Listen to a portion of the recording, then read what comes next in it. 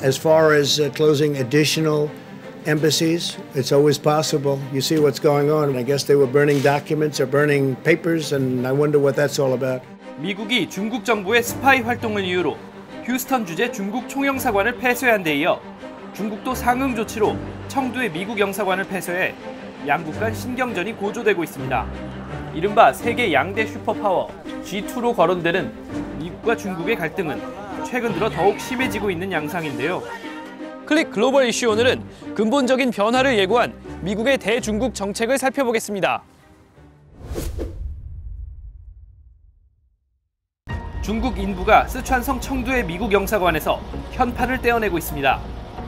경비가 삼엄한 가운데 일부 시민들이 몰려와 철거 조처에 지지를 보내는가 하면 중국 공안은 미국 영사관이라고 쓰인 표기를 커다란 천으로 가렸습니다.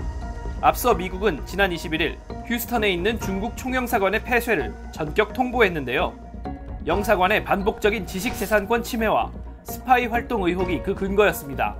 It has been long discussed and asserted that the office here in Houston was engaged in inappropriate forms of information gathering and influence operations.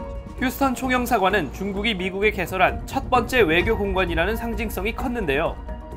이 조치는 미국이 1970년대 맺은 미중 관계와 단절하고 대중국 외교를 재설정하는 신호탄이란 분석이 나옵니다. 1970년대 미국과 수교를 통해 중국은 미국이 주도하는 글로벌 무역망에 참여할 수 있게 됐습니다.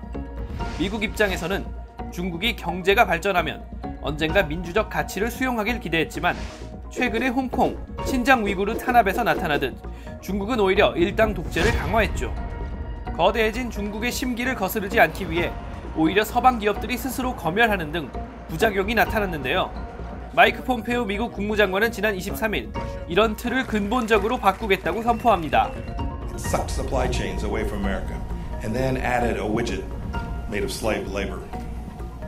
It made the world's key waterways less safe for international commerce. President Nixon once said he feared he had created a Frankenstein by opening the world to the CCP. And here we are. 또 중국의 인권 탄압, 지식재산 탈취 등 자유를 억압하는 반민주적 행태에 앞으로는 엄정하게 대응하겠다고 밝혔는데요. 미국 관리들이 사용하는 표현에서도 분위기의 변화가 감지됩니다. 중국 정부 대신 중국 공산당, 시진핑 주석 대신 당 총서기로 부르기 시작했고 국제 질서를 깨뜨리는 중국의 행동을 공개적이고 적극적으로 지적하고 나섰습니다. Fox Hunt is a sweeping bid by General Secretary Xi to target Chinese nationals whom he sees as threats and who live outside of China across the world. 글로벌 슈퍼파워로 자리매김하려는 중국과 중국의 반민주적 행동을 좌시하지 않겠다는 미국. 두 강대국의 힘겨루기에 지구촌의 눈이 쏠려 있습니다.